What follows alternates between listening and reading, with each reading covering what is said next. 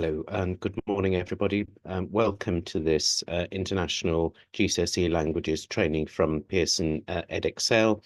I'm Tim Guilford, and we're here this morning to look at getting ready to teach French, German, and Spanish International GCSE.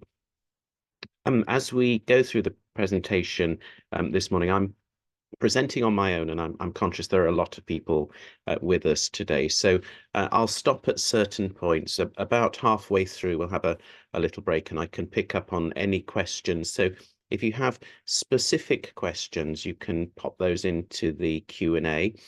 Other things we'll have a look at the chat, but just to make you aware that I will sort of only just check the chat and the Q&A at certain points in the presentation, so I'm not watching those things all the time. And then we'll allow some time at the end to pick up on any further questions. And if I've missed your question, apologies. Please ask it again at the end if it's still a question that needs to be answered, and we will try and make sure that you get answers to those questions. Okay, so we're going to just have a bit of a think about the agenda first of all. So we're going to do the sort of welcome to Pearson. I'll talk to you about content and planning the course, assessment, mark schemes, and also support in this session. And then we have a second session on Thursday, same time, which is the sort of continuation of this event this morning. So we're hoping we get through in about an hour and a half to 2 hours this morning. So we won't run beyond the 2-hour session, I can promise you that. But depending how much discussion and questions we have, we may even finish a little sooner. Now, in terms of sort of session aims and objectives for today, we're just going to make sure that you can understand how the qualification's devised and, know where the fundamental documentation is, kind of review the content of the qualification, think about how you plan your course and lessons, understand the assessment of the qualification and how to prepare students, and then also talk to you about the support that's available from Pearson, of which, of course, this session is one small part. So I'm going to ask you now, if you wouldn't mind, just to into the chat, would you like to write which language or languages you're currently teaching? It'd be just interesting to see you which languages particularly.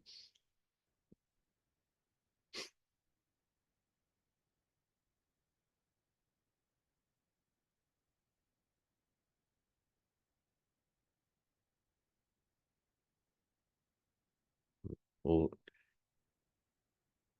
languages certainly represented. I also noticed somebody said Mandarin as well, so which we're not dealing with today, but great, thank you for that. That's just helpful to know that we are dealing with all three of the languages today, as expected, really.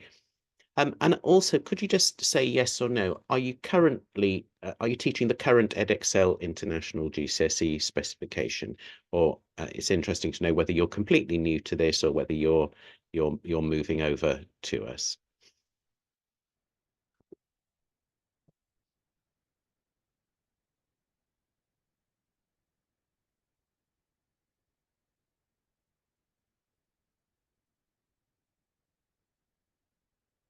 Okay, yes. So again, thank you for that. So that, yes, also just helps me target, and we have probably a over half of the people who are completely new or just starting this year.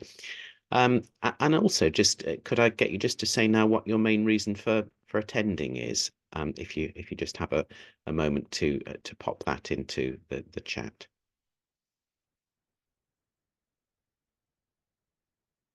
And really anything that you'd particularly like to get out of today. Yeah, new to the course, refresher, exam certification, yeah, new to, okay. Some people new as a French teacher, new to teaching the subject as well. Okay, good. Right, okay, lovely. Thank you, everybody. And I think that means that we can sort of we can make sure we can deal with as far as we possibly can your queries and questions. Thank you. So first of all, we say the welcome to Pearson to people who are new, and it's always good to have new teachers working with us. I'm just going to sort of say a little bit about Pearson as well, and I think for those of you who are new, just to understand who Pearson is, we are actually the world's leading learning company, and actually one of the UK's largest awarding organisations. We use the word awarding organisation, that means exam board, if you like. And so we provide qualifications aligned to the British educational system. But the company's got an international heritage, so it goes back 150 years. And we partner now with schools, universities, employers worldwide. So every year, about 3.5 million students sit our exams and gain our qualifications. And we're also partnered with 6,500 schools, colleges, and employers globally. And this was at the point that this slide was made. So this is growing all the time. We mark over 10 million exam scripts on behalf of the UK Department for Education each year, and the company operates in 70 countries worldwide at the moment. And again, that is growing. So a very large and global player. With a long heritage and probably the one of the longest terms of heritage, probably the oldest sort of learning company as well in the world.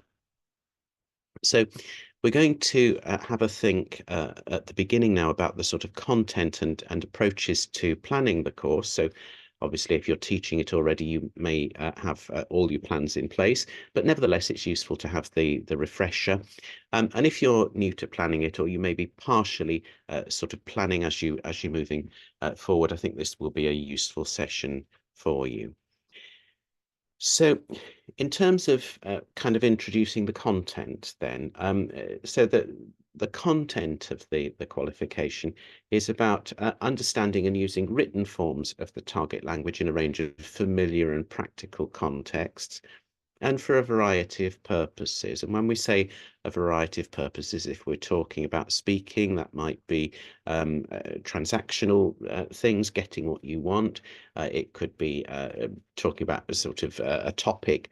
If we're talking about writing, for example, a purpose might be writing an email, and a different purpose could be writing an article, and so on. So when we talk about different purposes, it's specific things that you would use the language for. And that also, of course, goes for understanding and using the spoken forms. So both of those are key. And in terms of spoken and written, we're talking about comprehension and productive skills as well. We want our students to communicate effectively in the target language through the written word, and this is using a range of vocabulary and structures. And in the specifications, you'll see that there are useful vocabulary lists, which provide you with the basis of the vocabulary that students need to know and learn for this qualification, and also the grammatical list as well, which gives you guidance about those. We want students to communicate effectively in the target language through speaking, using a range of vocabulary and structures as well, and then develop knowledge and understanding of the grammar and its practical application. Also, a bit of cultural background to develop knowledge and understanding of the countries and communities where the target language is spoken. But I'll say just something about that.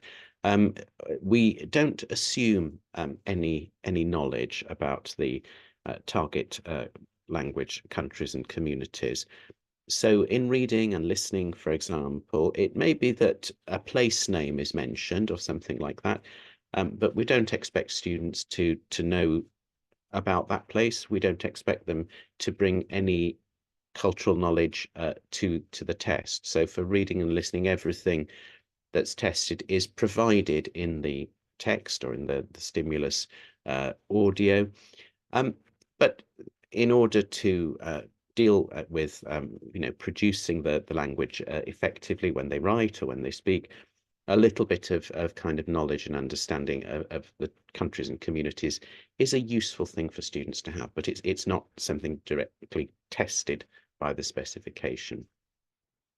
And the aim is also to develop positive attitudes towards modern language learning and to enable the students to acquire a good foundation for study of the target language at a higher level, or indeed of another language. So it's about language learning skills as well, and it's about progression. And some of your students will progress, of course, to our international or national UK advanced level GCE A levels. Now, to have a look at the sort of overview, if you like, of the specification. So the International GCSE in French, German and Spanish has 2 written assessments and 1 oral assessment. So paper 1 is a listening paper, and it lasts about 30 minutes, and it won't be exactly 30 minutes. There may be a little bit, you know, a minute or two one way or the other, but approximately 30 minutes of actual exam time. But before that, the students have 5 minutes to read through the paper. So obviously, again, if you're teaching and preparing students, and particularly if you're sort of new to this qualification, training your students how to annotate the paper, what they might want to highlight, what they might want to emphasize, what they might want to get prepared in that 5 minutes is a useful thing to do, because it doesn't sound a long time, 5 minutes, but there are useful things that we can do, and we can pick up on some of those later on in the events, in the 2 events where we come to look at the listening paper. And there are 7 tasks, 7 exercises. Each one is based on a single recorded text, and each of those recorded texts, each of those recordings will be set within a particular topic area from the specification. And that reading paper is worth 25% of the total international GCSE. Paper 2 then is a reading and writing paper. It is an hour and 45 minutes. It lasts an hour and 45 minutes. And there are 40 marks available for reading, and there are 40 marks available for writing. And that paper is worth 50% of the total. So those are the 2 written papers. Those are the ones that the students will do in the hall. But before that, of course, they will have done paper 3, which is the speaking assessment, and that's an 8 to 10-minute test, again worth 40 marks, and again 25% of the total. Now, if we just sort of have a look at the topic areas, and we're just going to sort of talk you through those. These are really the basis for the things that you're going to be teaching your students. And we can promise you that the assessment in all of those 4 skills across those 3 papers will only be based on these topics. So students don't need to learn to deal with things outside these topics. You will notice, for example, things like politics are not included there, so they don't need to deal with things like that. They will only need to work within this list of topics. So we've got 5 topic areas, and each of those 5 topic areas divided into 5 subtopics, if you like, 5 sub-themes.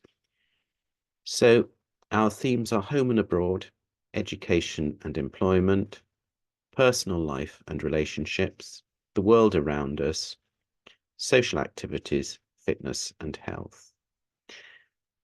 Now, you will notice as well in that list, when you look at the sub-themes over on the right, that some topics have an asterisk against them. Some people have a little star. So in topic A, for example, services has an asterisk, has the little star. In topic C, role models and childhood have the little star. And in topic D, weather and climate has the little star. And in topic 4, accidents, injuries, common ailments and health issues has the little star. Now, the reason for those little stars, for those asterisks, is that those are topics which will only be tested in reading and listening. Those topics are not tested in productive skills, in speaking and writing. And the reason is that those are topics which we think could be sensitive topics for students. So things like role models, childhood, we don't know ever the experience of our students. So we try to make sure that anything that might draw them into anything that's a very sort of personal issue in their life, or indeed something maybe kind of within an area where they might be critical of a government or that kind of thing, where they may need to sort of have something to complain about.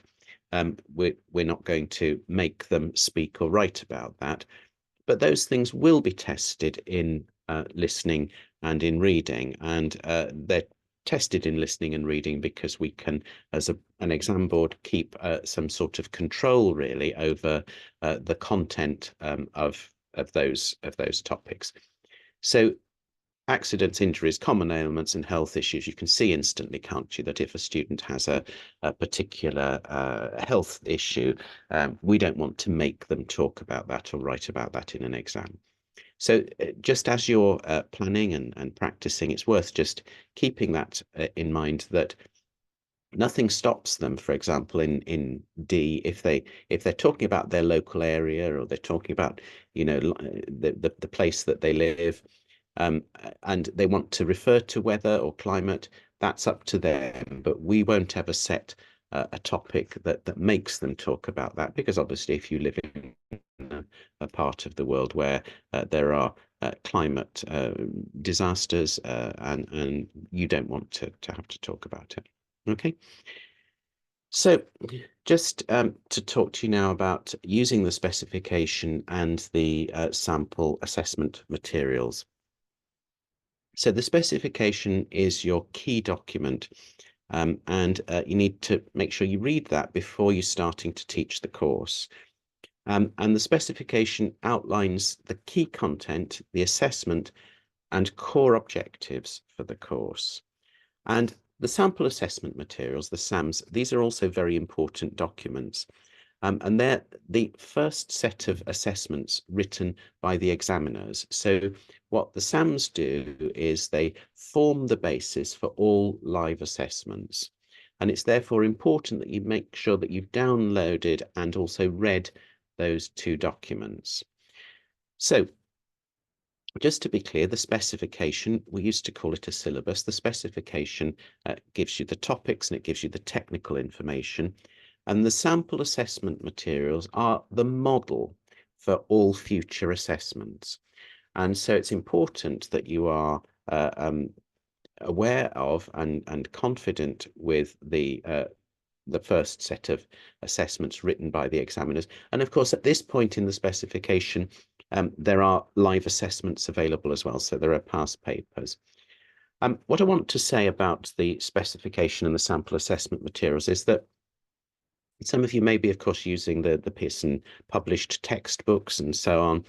And sometimes we do live events and teachers say, but in the textbook, it says this in the text. And the textbook is based very closely on the specification and the SAMs. But what you're actually teaching is the specification, and what the assessment that the students will do will look like is based on the sample assessment materials. So you're teaching the specification using the textbook, but the textbook is not the same thing as the specification. So do make sure that you've taken that time to read through the specification, and even the bits of it that you think don't look very exciting, it's really quite important as part of making sure that you deliver the qualification effectively, that you have really sort of engaged with the specification, and also that understand that the sample assessment materials are that model for all live assessments. And because they are that model for all live assessments, What you can be confident about is that the exercise types, the task types, the layout, the format, the wording of the rubrics, that will be consistent year on year on year. And that's a really important feature of this specification. We're not suddenly going to ask your students to deal with a different kind of exercise type, something that they've not seen before. So as you're teaching them and as you're training them, you can provide them with specific strategies to deal with each question. And you can be confident that, you know, if it's the listening paper, that question 3, the kind of question that's there in question 3 will be the same question every year, unless you are advised otherwise through the website. So there is total transparency, and that's we think a useful feature for teachers and for students. So let's have a look at the papers then. So paper 1 is the listening paper. So there are 7 listening extracts, and these are drawn from a variety of different sources. There might be short statements, monologues, dialogues, sometimes 2, sometimes 3 speakers. They're taken from a range of situations. They all relate to the general topic areas that we saw on that list. And as I mentioned, they don't require any specialist or technical target language vocabulary or detailed specialist knowledge of the topics. This is where I was talking about the cultural understanding, the cultural topic. You would never need to know that Paris was to the north of France and Marseille was to the south. We wouldn't make any assumptions about that. If that information was being tested, it would be included in the recording that the students listen to. And one task is used with each listening extract. So the other thing that I think is just important to remind you that we're dealing with all the topic areas, so including those with the little asterisk there. And for the skills, we're expecting students to identify and note the main points. We're hoping that they will extract specific details, that they might also identify points of view. They could recognize attitudes, emotions, opinions. So, you know, if the person says, if they say, it made me cry, they could be asked a question, how does the person feel? And the answer would be sad. Okay, so we might ask them to recognize that. And they might also need to deduce the meaning of words from the context and show some understanding of unfamiliar language.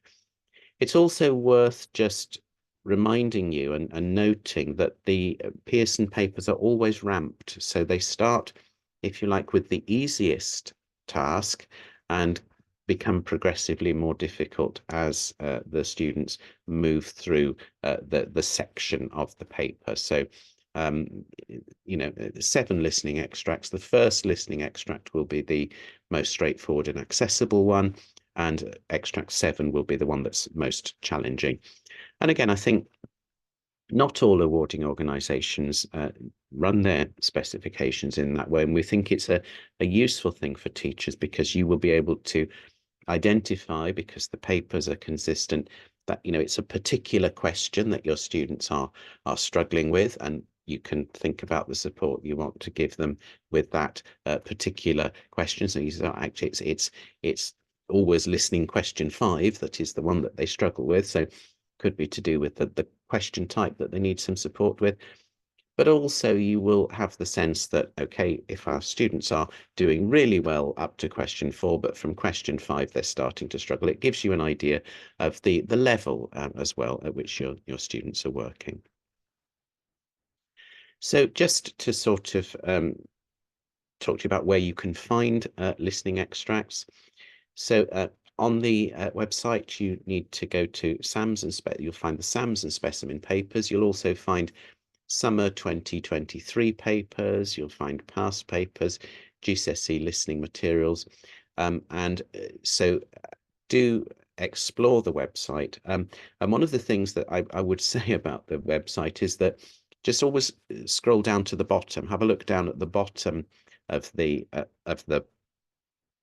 list of things, because quite often there's a little bit more. and not everything fits. So sometimes it says see more, and you need to have a look for those. And the other thing to say about sort of where you can find additional listening materials, well, some useful websites include those news in slow French, slow German, slow Spanish. So those are useful sources, and some additional sources there for French, German, and Spanish that you might be interested to have a look at. And also for listening materials, remember that Pearson is a global organisation. So we're talking about the international GCSE, but there are also materials available for the national GCSE, for the GCSE that is sat by students in England. And so those materials, again, there's quite a lot of overlap of topic and content and so on. So those can be really useful sources of additional listening material as well. And I would also say to you, just keep in mind that those specifications are changing in England. So it's quite a good idea to download all of those things while they're still available, because once we finish the current specification, those things will probably not be so easily available on the website. So just sort of thinking as well now about some possible activities for listening skills, things like, are you listening carefully? So you could ask 3 students to go to the front of the class, choose a topic, for example, holidays, and the rest of the class need to ask students at the front questions in the target language on this topic. Where did you go on holiday last year? What was the best thing about your holiday? Which type of holiday would you most like to go on? And so this is giving them listening and speaking practice. So you can make a note of some of the answers. Once the group has asked, for example, 5 questions of each of the 3 students, divide the group into small teams and ask them to put their hand up if they know the answer to some of the questions you're going to ask in the target language. So which student went walking in the Swiss Alps? What was the best thing about Fred's holiday? Which student would love to go skiing, and so on. And you can award a point then to the team, the first team to answer correctly. And then that kind of game will help students to understand the overall message of spoken language and to listen to each other. And it improves their speaking and their listening skills. Maybe ask students to identify points of view and recognize attitudes and emotions. And these are the skills from the specification, some of the things that we picked up on. So you could ask students to work in pairs. So student A speaks in the target language about a place, for example, that they'd like to visit or something that they would love to eat, giving only subtle hints of the specific place or food. And student B will have to pick up on these subtleties and at the end recommend somewhere or something suitable for the speaker based on his explanation. So it giving clues, giving hints, but without saying the actual word. And speaker A confirms or rejects the usefulness of the suggestion and gives reasons. So here students can discuss how they identified and used appropriate cues to help them infer and recognize preference, opinions, viewpoints.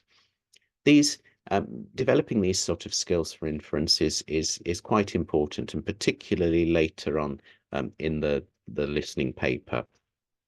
And you sometimes will need to help students to have the idea that sometimes the exact answer won't be the words that they hear in the recording. They will actually need to use some higher order thinking skills to reach that answer. And this doesn't always need to be at the end of the paper. You know, if a student says, I like watching films, but the question could be, where does the person go on Saturdays? And the cinema could be the answer, couldn't it? So, you know, it's sometimes just learning to understand that those connections need to be made. And do make sure you've given your students some examples of those things, and have a look at the sample assessments and past papers and try and find those questions and look at how those questions work so that students can be trained to not just understand the word, but understand the meaning. And of course, as we know, language isn't just about the words, it's about the sense of what's being said. Now, let's have a look at paper 2 then. So paper 2, you remember, is divided into 2 parts. So the first part is a reading section, and the second part is the writing section. So we're going to just deal with the reading section first. We'll talk about that at this stage, and then we'll move on and we'll talk about the writing. So the reading section has 5 tasks, and each one is based around a collection of short texts or a longer single text. There's a different task type for each stimulus text. So sometimes they're kind of multiple choice, multiple completion. Sometimes they have to fill a box, etc. So each of the texts has a different kind of task type, different kind of question type. There's a range of authentic, factual and non-factual written material, and it varies in length as well. There are different registers and contexts, and it comes from different sources. And there's also one short extract from a literary text, but don't worry too much about the literary text, because it will have been adapted and abridged from its original source. So whatever the author wrote, it will have been chosen carefully so that it will fit into that topic list somewhere. So, you know, we mentioned childhood was a topic that we didn't ask them to produce productively, but you could have a story that focused on the you know the writer's experience of their childhood, for example. So that will have been carefully chosen. It's a short extract. And it will also have been abridged. And when we say abridged, what we mean is that we will have eased the demand of the vocabulary to bring it to the level which is appropriate for an international GCSE, a GCSE level qualification. So we're sort of not expecting this to be entirely the authentic text, but it will have an authentic source, okay, with changes to make it accessible. And those literary texts can be from letters, short stories, novels, plays, historical sources, can be biography, and so on. And as I mentioned, all texts are going to relate to the general topic area. So again, even in the literary text, we won't be expecting students to deal with topics and issues that are outside of those general topic areas. In terms of the skills that students have, they need to identify and note main points. They need to be able to extract specific details. They need to identify points of view, recognize attitudes, emotions, opinions. They need to be able to deduce the meaning of words from context. And they also need to show some understanding of some unfamiliar language. And the unfamiliar language is also an important feature. We say unfamiliar. What we mean by unfamiliar is words that are not on the vocabulary list. So they're not going to be words that should be desperately challenging for students. They will be words that will be appropriate to the level of GCSE, but they may not actually appear on the vocabulary list. But nevertheless, the student should be able to deduce some meaning from those words, from the words that are around them. So, you know, if we have apple and orange and pomegranate, if apple and orange are on the list, pomegranate may not be on the list, it probably isn't, but they should be able to understand from that context that we're talking about another fruit, for example. Okay. So again, in terms of where you find the practice reading text, sample and specimen papers, you've got the summer 23, all the different, and 24, you will have all the past papers. It's worth just reminding you too that the previous year's papers are always behind a lock on Pearson. So if you're new to Pearson, please ask your exams officer to set you up, to give you an account so that you can log in and unlock those papers, because we do know that teachers will like to keep a set of confidential papers so that they're not available publicly on the website, so that students can download them and you know, sort of practice the exam before they sit it. So you will be able to use those the last series papers always as a mock exam, which the students won't easily have been able to download from the website, but other things are available. And it is also worth encouraging students to explore the website as well. So there are also GCSE reading papers, GCSE literary text activities. So those are the things that come from the national GCSE. So do make sure you have a look at those. And again, you know, as I mentioned, the national GCSE in England is changing. So it is sometimes worth just downloading those things and making sure that you have a nice archive of those materials, because they are really very useful. You know that they've been used in a live exam, and you know how they're going to work, and you have a mark scheme, and that they're targeted at about the right sort of level, even though they're not exactly for the qualification that you're teaching. And there's a list of useful websites there.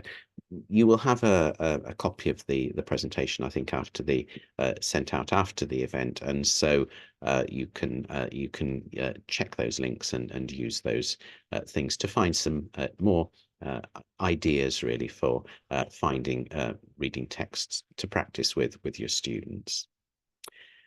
And so we just now have a think about a couple of possible activities for reading skills. So ideas like, and what we're going to do really is, again, pick up on some of those things that were part of the assessment objective. Okay, so one of those was identifying and noting the main points. You remember on that grid that we looked at a moment or two ago. So you would ask students to skim read the text once without stopping for unfamiliar words, sounding out the words in their heads without vocalizing. And then students answer the questions who, what, when, where, why.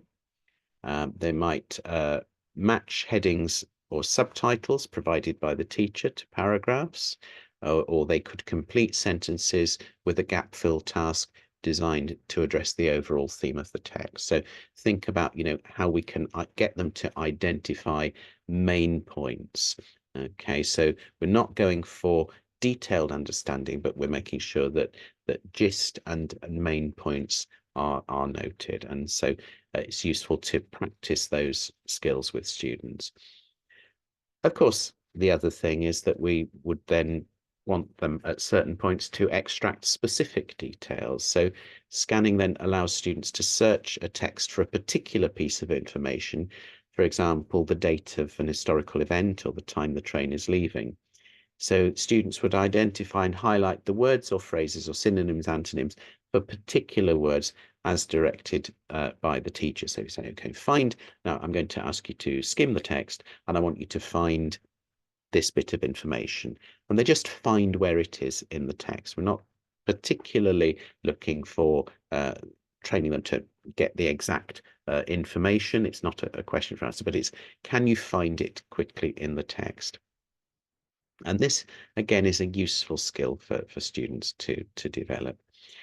It's worth, I suppose, mentioning as well for the reading papers that the questions on the question paper will always go in the order of the answers that appear in the text. So this, again, is kind of quite a good thing for students to be aware of. And this applies to listening as well.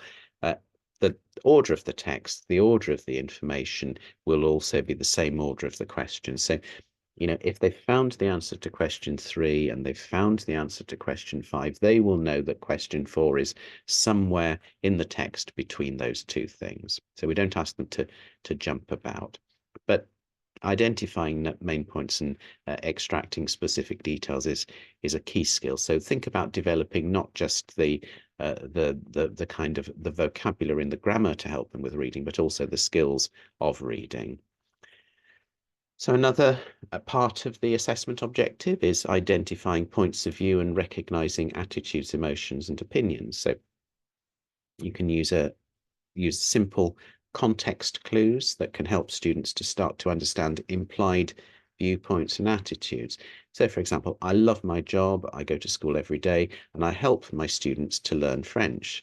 And then the questions might be, what am I? How do I feel about my job? Okay, so what am I? Well, I'm a teacher, and how do I feel about my job? Like it, very positive about the job. So as students progress, the context clues would become more challenging. Okay, so detective stories, short mystery stories, or whodunit stories can also be helpful for developing this reading skill. Students read the extracts or text closely and use the clues they find to think critically about what is both in and not in the text. Okay, and that again will improve their ability to infer from what they've read. Okay, now we talked a bit about the reading paper now, so we'll move on and we're going to talk about the writing and the grammar paper. So there are several parts to this paper. So this is the second half of paper 2.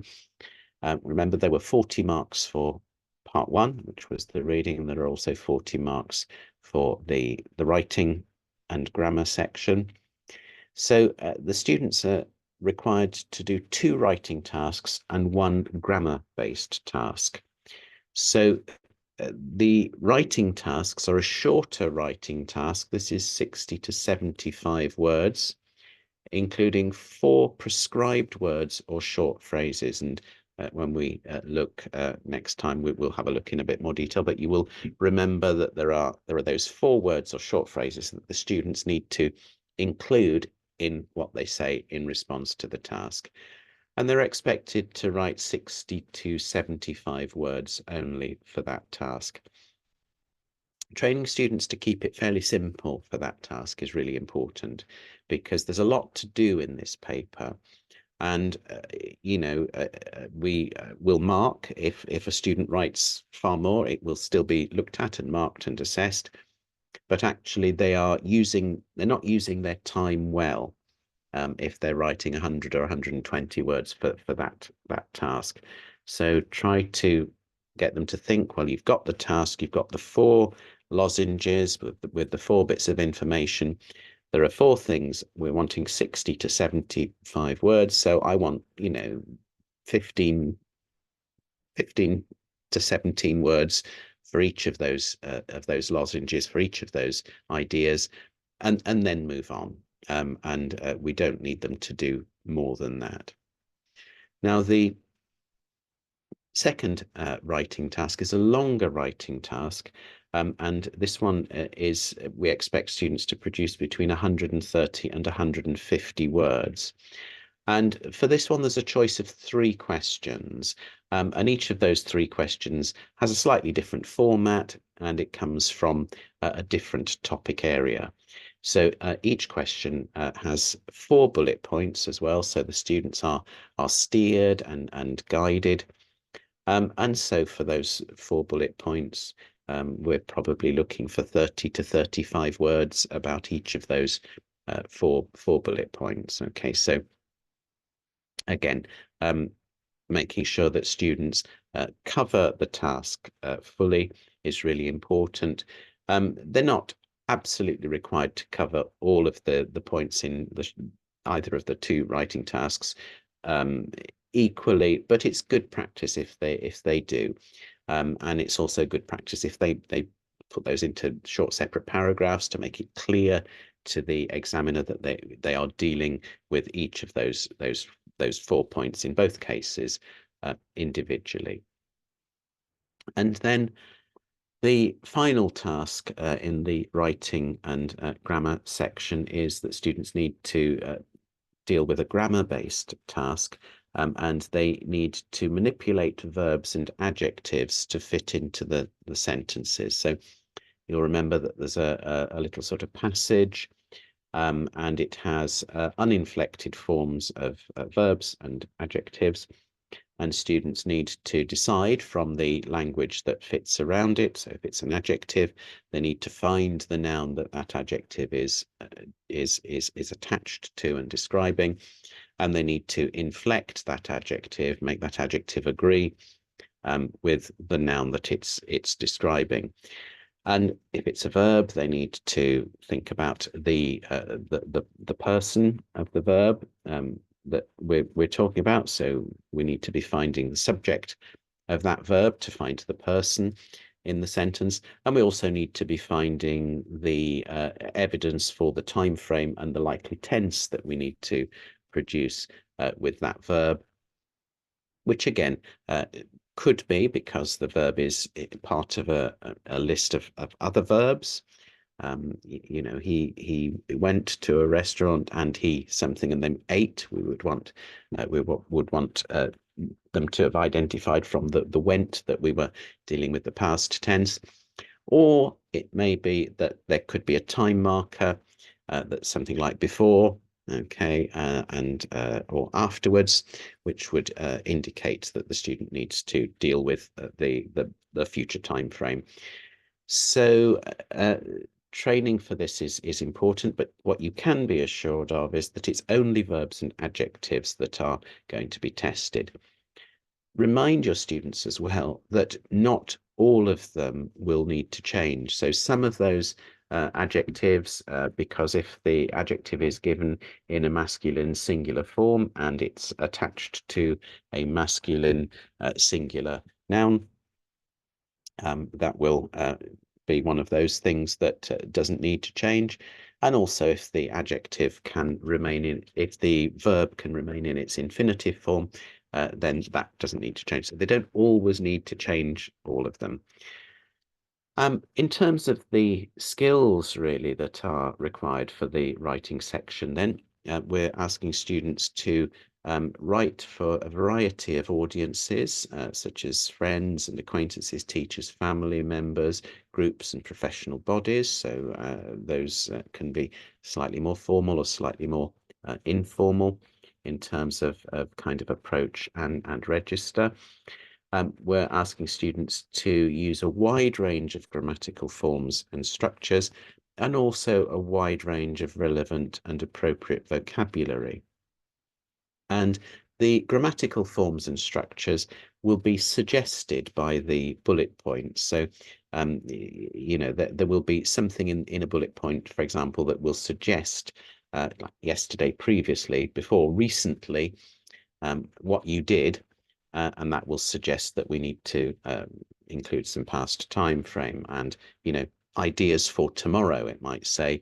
That would of course suggest that we need to be thinking about future time frame. And again, keep your eye on the vocabulary and making sure that vocabulary that is that the students are using is varied, and particularly for our more sort of able students, we're looking for them to try to use not necessarily always the highest frequency vocabulary. And I always say, you know, that quite often you say that, you know, they will write things like, you know, when we went to the park and we played football, but actually you could go somewhere else and play something different. Okay. So if we went to the beach and played volleyball, it's already maybe slightly raised the level of the quality of the language because it's slightly less frequently used vocabulary. So getting them to sort of do those things with vocabulary to kind of, yes, appropriate, but also try to kind of think about some slightly less usual vocabulary, and push them slightly in the direction of those things.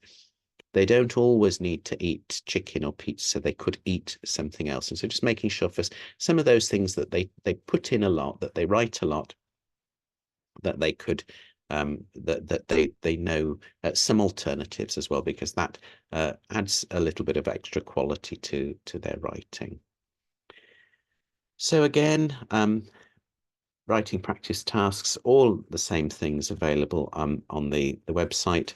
And also we remind you of the GCSE writing papers, GCSE grammar presentations, and so on for the national GCSE. All of that is useful information for you. And by this stage in the specification, there is lots of information. There's lots of stuff available. So a few sort of possible activities then for developing the writing skills. So you could use reading text to improve writing. A reading text can be exploited to focus on an aspect of grammar, for example, verbs and tenses, and students could allocate time frames to different parts of the text. They could identify specific verb forms within the text and then come up with, for example, the infinitive form or other tenses. They can change the tenses of verbs. They can change the person. They could work from verb forms to create related nouns, adjectives, or adverbs based on known language. You know, we were talking about sort of overused vocabulary. One of the overused words is quite often problem. But if they are able to say this was problematic, then of course we've kind of moved from problem, the noun, to the a more adjectival form. And again, we've expanded the range of language. And they can identify and note some of the more complex structures. And it's good guidance, really, for reading. Quite often reading is a bit of an unloved skill. You know, we give reading text and reading activities as a homework thing, or on the day when you're not going to be there, we give them those things to do. But actually, looking at the models, and particularly the sort of level of language which is included on those reading passages, is really helpful for writing. And it also has another use, because in the reading and writing exam, they will have those reading texts sitting on the earlier part of the exam. So actually, as they're sort of doing the reading activities, it's a good idea for them to sort of be looking back as they're writing. Because actually, if you can't quite remember the ending for a particular verb or something, you might actually find it modeled for you there in the reading texts that are available. So because these are this is an exam where they actually have reading texts and a writing task to do in the same exam, and they've got some reference points. Learning to sort of identify those things for reference points is quite a useful skill, and not all students will kind of think of that. Oh, I could just have a look back. I'm sure I saw a sort of a particular tense. I'm sure I saw the imperfect there. Let me just have a look back and check. So and we can also get students to do things like identify and note some of the more complex structures. And so that activity of using reading text to improve writing is a good thing in class, but it's also a useful skill that they might usefully sort of develop in the exam itself, to kind of think as they're going through. Oh, so there's a structure that I could redeploy when I come to do my particularly my longer writing task. Okay, now let's have a look at speaking then. So there are 3 tasks, A, B, and C, that need to be conducted in consecutive order. So task A then is a picture-based discussion. And students need to speak about a picture which they've previously selected. So they choose a picture, but the picture needs to relate to any subtopic except those that if you remember, those that we said had the asterisk. So you will need to see their picture, and they will need to understand that it needs to relate to any subtopic, with the exception of those particular subtopics. Okay, so we exclude those, and that's something that you will need to guide them with. And then task B and task C are conversations on topics. So it's a conversation on two topics which have not been specifically prepared, so that we're expecting this conversation to be spontaneous in terms of its response. Now, it's not to say that these are topics that they will never have spoken about before and not have practiced, but we don't expect this conversation to be rehearsed specifically. It should have a natural flow to it, and there should be a sense of spontaneity. And do keep that in mind. There's a randomization grid which is provided by Pearson, and that determines which of the topics are to be examined in tasks B and C. And again, that list of topics that have the asterisk that we saw are not assessed in tasks B and C either. So we don't talk about those things that we consider might be a sensitive issue in any part of the speaking paper. And we mentioned as well that they wouldn't be part of the writing section on paper 2 either. So the skills that the students need to develop, they need to describe the contents of a picture. They need to describe possible past or future events related to people in the picture. They need to respond to questions about the picture and its related topic. They need to take part in a spontaneous conversation on 2 further topics. And in each of the conversations, so that's both of the topics B and C, students need to develop their responses. So we're not looking for them just to say yes and no or give short answers. They need to say more, and they need to think about how they're going to develop their responses. The best students will also begin to take some control over the conversations and will be able to lead those conversations. And that really is about them showing initiative. We're expecting them to express and justify points of view, refer to past, present, and future events. So your role as the teacher examiner, and we'll talk more about this, I'm sure, next time, is to make sure that you can get them to develop their responses. So you might want to, if you think their response has been very short, say anything else, or tell me a bit more about that. So we might encourage them to develop their responses. We want them to show initiative, yes, of course, but expressing and justifying points of view. So you must ask them questions that help them express and justify their points of view. You know, what do you think about, and why do you think that? Why do you believe that? What's your opinion about, and why? And sometimes for a more able student, you might, towards the end of one of the conversation, want to challenge them. Lots of people say this. Do you agree? What do you think? Okay. And we're also going to ask students to refer to past, present, and future events. So again, you will need to ask them questions that facilitate that enable them to do that. And again, keep in mind that we are expecting the conversation to be spontaneous, but we do need to maintain the students' comprehension through the test. So if you're asking them a question relating to the past, it's very useful to do what we would do in elsewhere on the reading paper, for example, those bullet points. So what did you do last Saturday?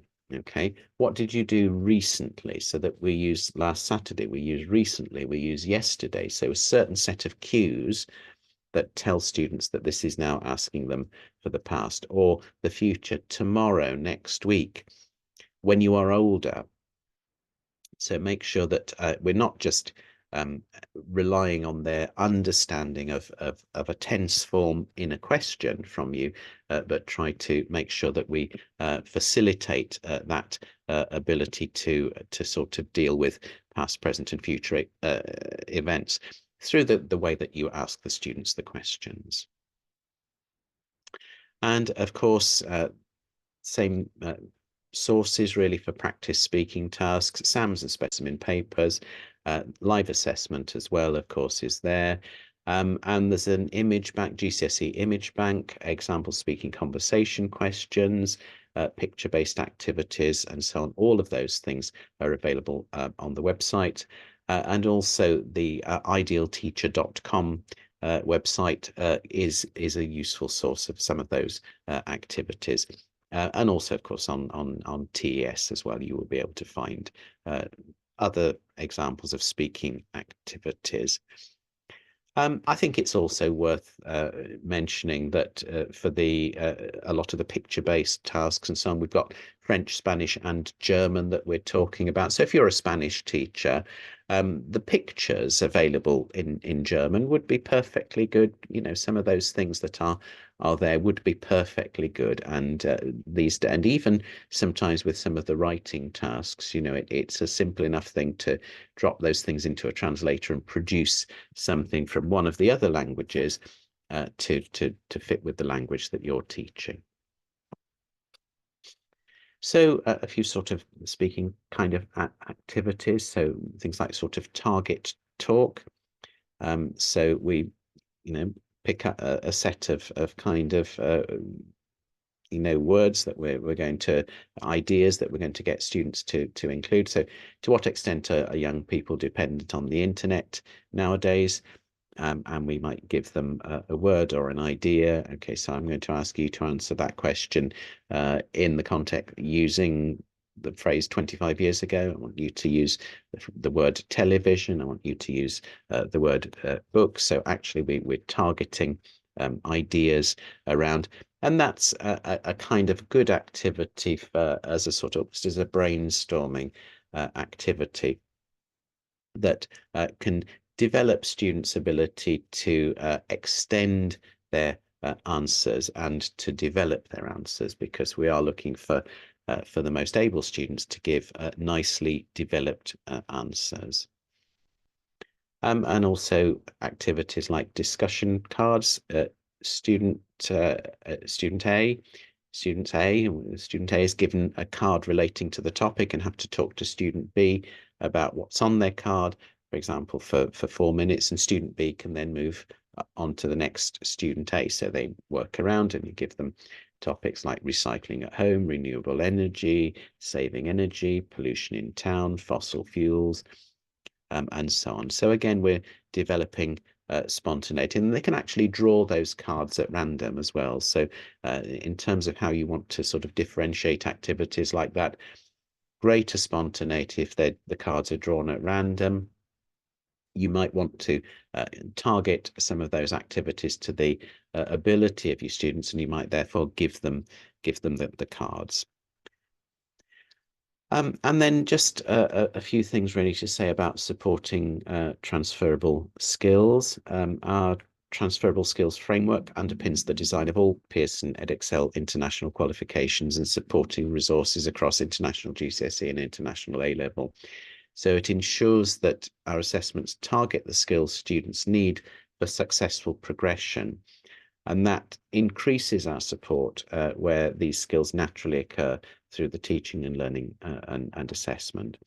So Pearson materials and mapping will support you in identifying and developing the acquisition of these skills in students across the curriculum. So the materials for international GCSE French, German and Spanish can be found via those links. And again, interesting to sort of think about how we develop those transferable skills. Now, some information, we move on to looking at assessment and exams. So overall then, the assessment objectives, listening is assessment objective 1.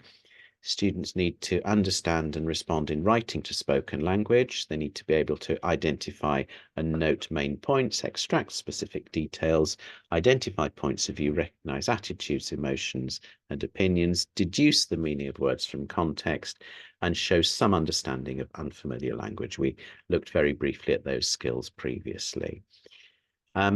Assessment objective 1. So, and then we're looking at assessment objective 3, which is reading. So students need to understand and respond in writing to written language, and again doing mainly the same things that they had to do for listening. Assessment objective 2 is for writing, and students need to communicate in writing using a register appropriate to the situation, showing knowledge of a range of vocabulary in common usage and of the grammar and structures prescribed in the specification, and also using those things accurately. Students need to write for a variety of audiences, such as friends and acquaintances, teachers, family members, groups, and professional bodies. They need to use a wide range of grammatical forms and structures, and they also need to use a wide range of relevant and appropriate vocabulary as they write. And assessment objective 4 is speaking. So students need to communicate in speech, showing knowledge of the range of vocabulary in common usage and of the grammar and structures prescribed in the specification, and they need to use those accurately. So as sort of demonstration of this, the fulfillment of this objective, they need to describe the contents of the picture, describe possible past or future events related to the people in the picture, respond to questions about the picture and its related content. They need to take part in a spontaneous conversation on 2 further topics. In each conversation, students need to develop their responses, show initiative, express and justify points of view, and then also, as we mentioned, refer to those past, present, and future events. So just a little bit of information now about assessment and marking. So for reading and listening, well, of course, a lot of the questions are objective, so the students only need to tick a box. But where they need to write something, they need to produce a written answer. Correct spelling is not a requirement as long as the examiner can understand the student's response and it's comprehensible. And reading and listening are marked against a points-based mark scheme specific to that particular paper, and it's all marked by Pearson Edexcel examiners. When we say a points-based mark scheme, we mean it will be a mark scheme where the answers are predetermined by the principal examiner when the paper is set, and again added to when the paper is standardized, and examiners will mark against that, and you will see in the mark scheme there's that acceptable answers and also the reject column. It's worth, I suppose, mentioning here that we do accept that not every possible correct answer can be on the mark scheme. So what examiners are marking is comprehension. And I can tell you as an examiner of many years' experience that every year there are surprises in terms of a student who's suddenly found a way to answer a question, which you think, yes, you've understood, that's correct. We've got good evidence of comprehension. And so the approach is one of positive marking, and that mark will be given, but not every answer is necessarily on the mark scheme. So as you're assessing as well, if you look at it and the student says, yes, but I think that is the correct answer. If you look at it and think, yes, I think I could justify that, you can give the mark, even though that answer is not specifically included on the mark scheme. However, if the mark is specifically included in the reject column, you definitely don't. Now, for speaking and writing, these are marked against a set of assessment criteria which are published in the specification. And again, they're both marked by Pearson Edexcel. So this is good news. You don't need to do any marking or assessment. Everything is done for you in this specification. But the assessment criteria, these are levels-based mark schemes, which are descriptions of performance. And what examiners do is they look for the best fit. So in terms of the boxes in those mark schemes, examiners look for where does the assessment, where does what the candidate has done fit best? And that's where those things will sit. So just thinking about how you prepare your students for the exams then. Walking, talking mocks are a good idea. So what you do is you get students to sit in the same room where they're going to do their exam, ideally in the same seats if you can. They're given the exam paper, and an exam paper which is as close to the real thing as possible. And ideally an exam writing booklet, you know, the sort of thing that they would actually have to write in, where they put their name and candidate number, everything on the front. And students are then walked through every question on the paper. So the person leading the session talks them through the smallest steps, such as underlining the key words, how to plan, things to remember. And then we get students to write their responses in timed conditions. And then they're told to move on to the next question. So we're taking them through step by step, breaking down the steps, the strategic steps that the students need in order to perform well in that exam. And this is very useful for developing the exam room skills. It's very useful for developing their ability to control their time in the exam, to use their time effectively, and also for developing their kind of ability to deal with the inevitable exam nerves that they might feel. Okay, now we're going to move on. We're going to have a think about support now. So in terms of kind of support, we hope we sort of support you at all stages, really. But there's various free sources of support, and you'll find all of those things on the website, via the website. And there are things that we do that help you with planning, teaching and learning, things that are to do with exam preparation and assessment. And there's also results support. And we're going to have a look at some of those things. But just sort of looking down that free list of resources, these are things that it would be useful for you to find out a bit more about. Got the Getting Started guide, so that's a useful bit of information there. Training events, well, like the one that we're doing now, but face-to-face and online. So we can also do face-to-face. If you want to run an event in your school, you can contact Pearson, and we will be able to send a trainer to come and run that event for you. We've got subject advisor support, schemes of work, the skills mapping. There are sample assessments. We've talked lots about those. Examiner reports as well. So those are really useful all the way through everything. There are exemplar marked responses. They're really useful in helping you prepare the students to perform at the correct level. And those are commented by the principal examiner. So saying, look, you know, this is the level that we need, and this is what we need students to produce. We've got past papers. We've got Exam Wizard, which enables you to pull together questions on a particular topic, or to put together exam papers. And that's a free to use service. Mark schemes are available. We've got Results Plus, which enables you to get some analysis of your students, you know, mock exams and so on. For the mock exam, and we've also got Results Plus for the live exam, so you'll be able to see how well your students did and how well they performed. And there's also an access to scripts service, so you're able to get back the scripts that your candidates produced. And again, that's a useful thing. Free resources, then please do have a look at the website, the appropriate website for your the specification that you're teaching.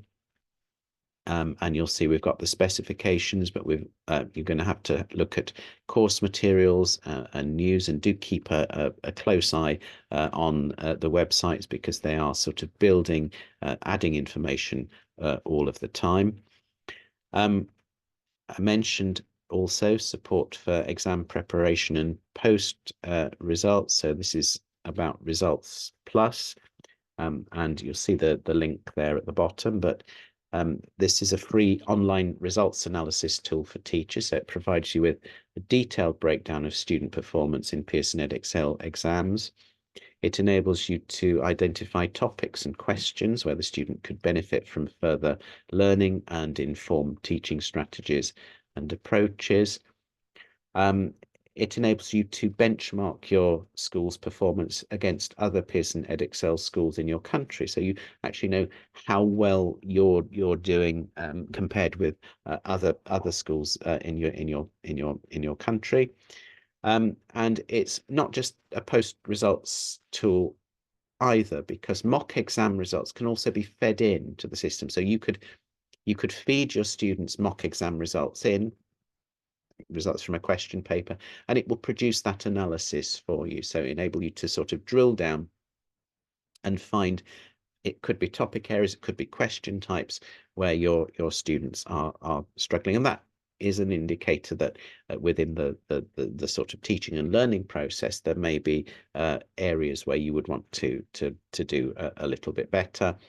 It might also enable you to identify who are the experts in a particular skill area within your department, in your school, and so from a sort of CPD point of view, finding the people who can help, who are obviously have good strategies. So you can also find student results from their previous Pearson Edexcel school. So if students have joined you from another school where they were doing the Pearson Edexcel exam, you can also pull across that analysis too. And Results Plus Direct gives your students access to their final grades and performance breakdown wherever they are, so they can log in and get their grades once their grades are published. And schools can sign up free for Results Plus for a Results Plus account, and again that's the link that's there. So I really would recommend you make sure that if you haven't got sign up for Results Plus, that you get on to getting that sorted out. So Results Plus then, how does everything work? So the student takes the exam on paper.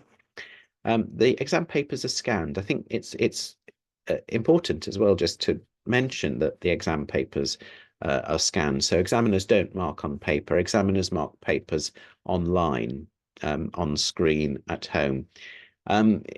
Just one little point really to mention here is that when students are answering particularly the sort of reading and listening papers, because the exams are scanned, they're scanned in monochrome, so we won't know if there's a difference between an answer in pencil and an answer in ink. So because the marks are the exam papers are scanned, it's worth just telling your students, just if there's something you don't want the examiner to look at, do definitely cross it out, because they won't necessarily be able to see on the screen whether that was your first answer or your final answer. If you've written in pencil and then written in ink, they won't necessarily see that. But anyway, exam papers are marked online, and then performance reports can be shared with centres. I also mentioned Exam Wizard, and we'll dip into that a little bit for you as well. So this is a free tool for teachers, and it helps you to make some quick homework assignments, topic tests, mock exams, etc. So the questions are tagged against the unit, the topic, and the assessment objective. Or you can simply choose a whole past paper, it doesn't matter. And it enables you just to pull together. So if you want all of the questions about the environment pulled together, you could find all of those. If you wanted just reading questions, you could find those. So as you're teaching a topic, you're able to pull together the resources using Exam Wizard. And it uses existing mark schemes, so you're able to make sure that you're assessing, you're marking accurately. And it uses the examiner report as well for insight, so you'll be able to have a look at specific things that the examiner report said about that specific question. It also enables the most recent exam content to be available to you a little bit sooner, because obviously the particular year's papers are uploaded to the website in the autumn, but they could be available to you a little bit quicker on Exam Wizard. And you can use the results then to sort of understand where your students need more support, inform teaching strategies, and so on. I mentioned as well the national GCSEs for England, and I know we're talking about the international French, Spanish, and German, but again, remember that you could use that exam wizard to pull together questions from those papers as well that could be useful for teaching and learning and for assessment. They're not an exact match with the qualification that you're teaching, but they are a useful source of additional resources. And then we talked about a little bit about access to scripts. So this is an online portal. So the access to scripts, ATS, this free online portal, and it allows you to access immediately electronically the marked exam paper. So you'll be able to see exactly how your students have done. So it gives you this extra transparency really about how the marking process works. It gives you better understanding of marking before requests for inquiries about results are made. So I think actually this student's mark doesn't look quite right, and I might ask for a request or an inquiry about results, or the student says, no, this can't be right.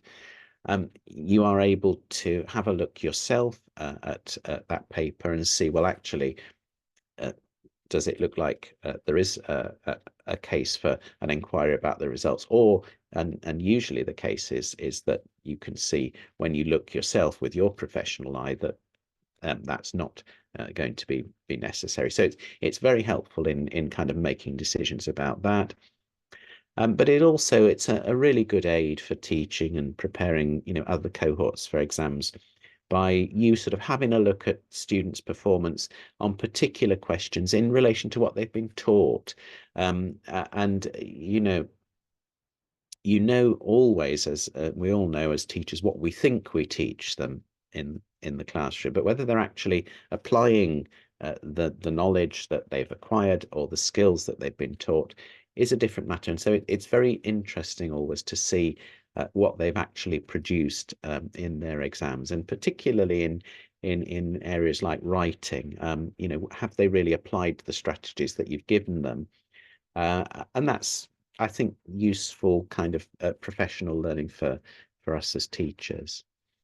And of course, this is available instantly from results day. So you on the results day, you'll be able to go into this self-service portal and you can have a look at what your students have actually produced.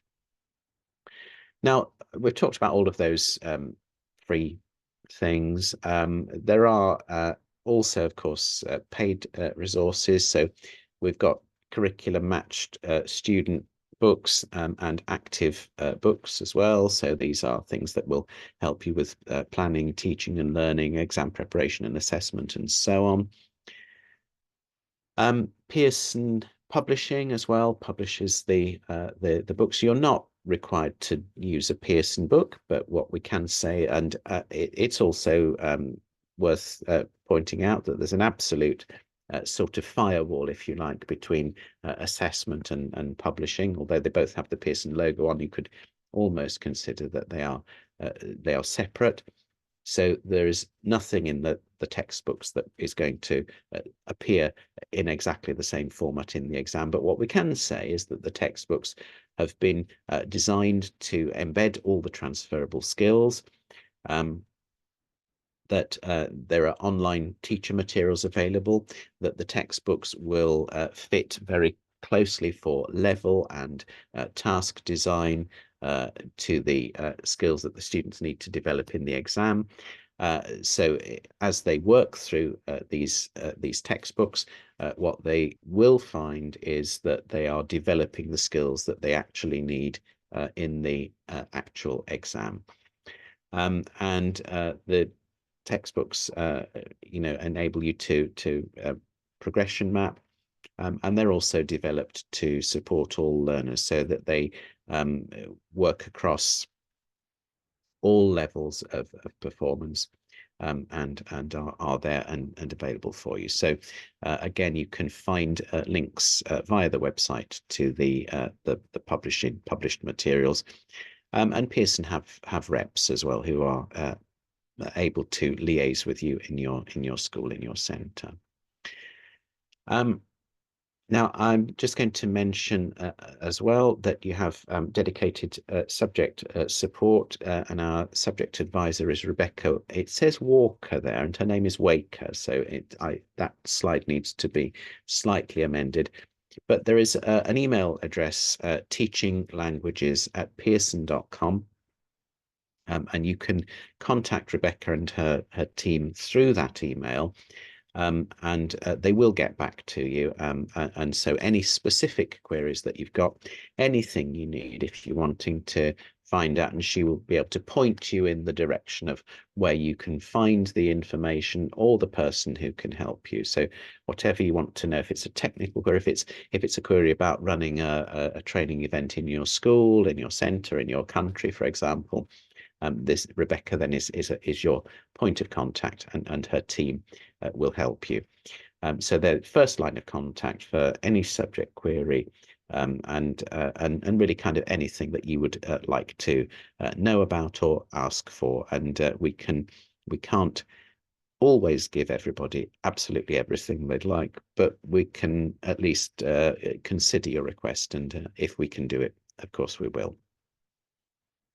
So I'm going to just now go on to the sort of final bit. I can see a couple of questions have appeared in the Q&A, so I'm going to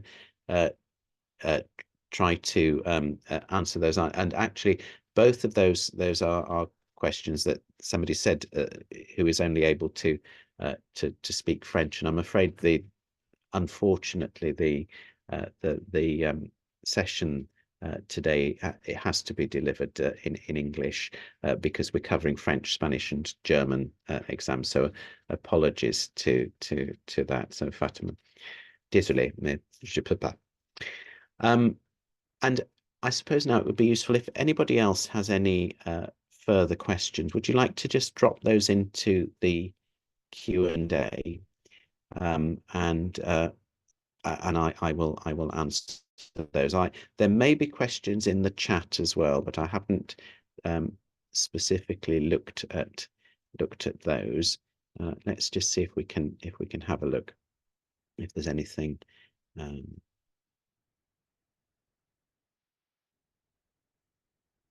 Okay.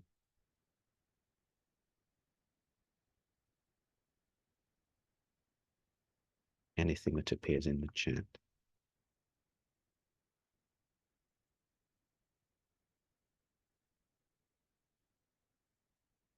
I had yes, there was a question about whether there was preparation time for the speaking exam, and no, there isn't, because they bring their own photo with them, so they will have chosen their photo. So there is just the assessment time, but we'll deal with those things when we do the next session. I'll talk to you a little bit more about the technical time, and I can see that Anna answered that question. Okay, now let's have a look. So Anna, you're asking, do the 4 bullet points follow a pattern? Yes, they do follow a pattern, and you will see if you look through the past paper. I think we will look on Thursday in a little bit more specific detail at those things, but yes, they do, and so they are designed to elicit and to encourage the students to do the things that they need to do in the mark scheme. So yes, have a look at the sample assessments and the past papers, and you will see that the pattern is there. But the short answer to your question, Anna, is yes.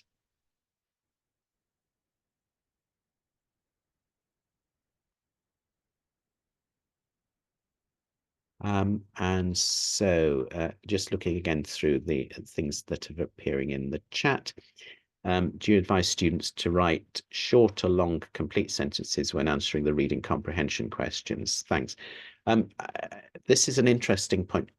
we don't even need the students to write sentences. So please, for reading and listening, the smallest possible answer that they can write. So if they can answer in one word or 2 words, that's absolutely fine. We don't need sentences, and we're also not concerned with correct spelling or correct grammar there, as long as what they do shows that they've understood, then that's fine. And when we get into the writing paper, of course, we are concerned with grammar.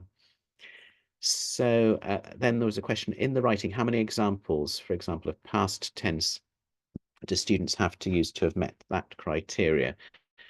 This is an interesting question. The marking is based on a mark grid, and we don't do specific counting of a certain number of past tenses or anything like that. And I know sometimes there are other boards, if you're coming from another board, sometimes they do counting. We don't do counting. We mark for overall quality. But what I would say is that if a student's going to demonstrate their ability to use a past time frame in writing effectively, they can't simply say I went 5 times, because that only demonstrates your ability to use that time frame at a level of vocabulary. So I would say that we would want perhaps a variety of verb forms, and perhaps also a variety of persons, and maybe more than one tense if you're going to get yourself into the top mark box. So we might want some simple past and imperfect. We might want to have a first person and third person, and also things like third person plural is a good indicator, and several different verbs. Okay, so the key thing is about variety, and making sure that they've done those things several times, and so the top mark box will reflect that. So Leanne, that was Leanne's question. Thank you. Oh, Julie, so could we have a quick break? I'm sorry, Julie, we didn't.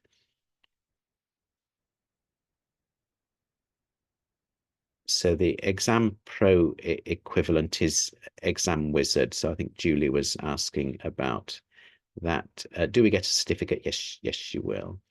And for question 6, do students have to use the words exactly as they appear in the question? Yes, they should use the word. They should use the word as it appears, as I understand it.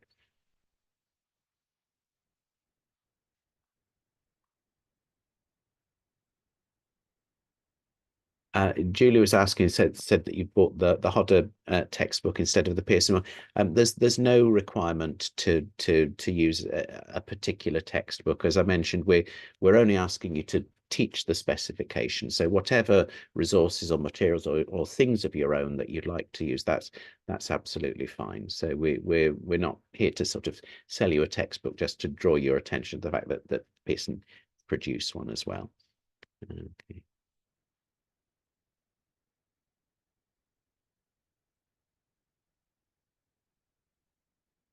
So Stefan is asking, how long in advance are students allowed to see, are we allowed to see the student's photo card? I think normally we'd recommend that you have it about 2 weeks in advance of the exam, because you will need, when we talk about the specifics of the exam on Thursday, I think we talk about that. You will need to see, because you will need to do a little bit of preparation with that. So make sure you've had sight of those. Yeah, so Leanne is asking, in the listening and reading, can students lift and use information from the extract in their answer, or does it have to be manipulated? They need to answer the question, and we're not concerned if they've been able to answer that in a way that is clear and unambiguous, lifting a word from the text, then that's absolutely fine. But they also need to produce an unambiguous answer. So, for example, if a first person speaker says, I go to the market on Tuesdays, and the question is, where does the speaker go on Tuesdays? mark it is absolutely fine for an answer.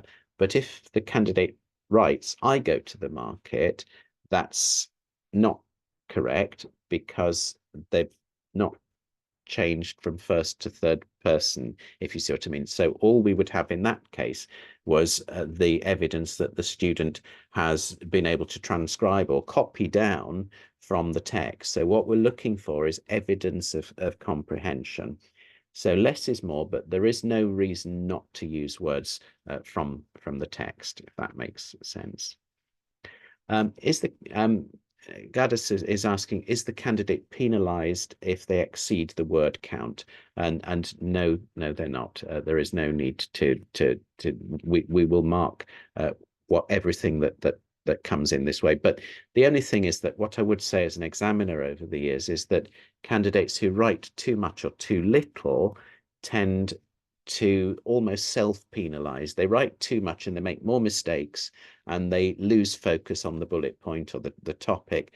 If they write too little, they don't cover the range of language, and sometimes they don't provide enough information. So the best advice really for students is to train them to answer the question in every sense, which is to follow all the instructions and to cover all of the bullet points in their responses.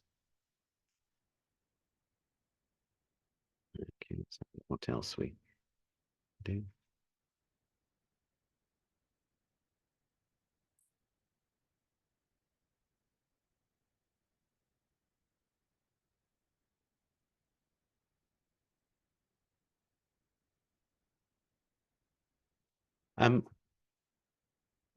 There's a question about whether our students are at a disadvantage when compared with native speakers who all sit the same qualification. The qualification is targeted at a particular level on the of language, and so it is a qualification designed for non-native speakers and for foreign learners. We accept that a native speaker will have an advantage in learning, but we also find that, for example, in writing, quite often the native speakers don't follow the instructions, or they write far too much, or that there are all sorts of errors. So the idea is that the qualification is designed for non-native speakers rather than for native speakers, but there's not much we can do about them.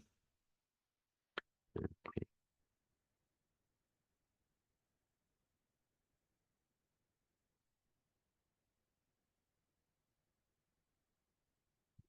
Right. So, and then we had a couple. Let me just have a quick look in the Q&A then. So Anna asked about the bullet points. Yes. What's the impact? And she also asked, what is the impact on students' grade if they use more high frequency words and cognates? Look, what we're looking for is that variety of vocabulary. So we can't necessarily talk about grades, but we can talk about marks. The best students will use a good range of vocabulary, and they will vary that vocabulary. And so I would encourage them to do that as much as they possibly can. And keep in mind as well that if you look at the sort of level of language which is appearing in the reading papers towards the end, in that final reading passage, that's the model really for the top end of the writing. So I think that's a good place to go. Is everything in speaking marked, or only what students say within the time limits? In the speaking, there will be a cut-off, yes, and so teachers are expected to adhere very closely in managing the tests to that, and we won't be marking very much beyond the time. So that is a time requirement, and the time requirement is different. Remember, when they do things like the reading and writing paper, at the end of the time in the hall, you take that paper away from them. And the same thing is applied with the speaking. So the time is limited, but what we don't do is sort of set a rule about the need to sort of produce an amount of writing in the writing paper. So they can write as much as they like in the time, but the time is always controlled.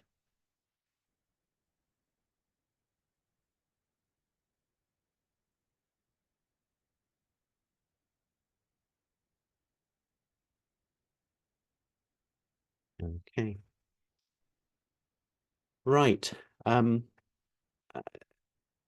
Fatima, we'll see whether we were able to get something over to you in French. Um,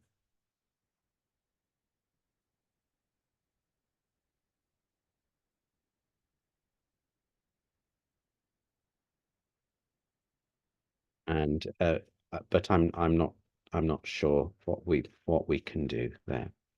Okay, now I'm going to stop now, and I think we will call it a day. We're all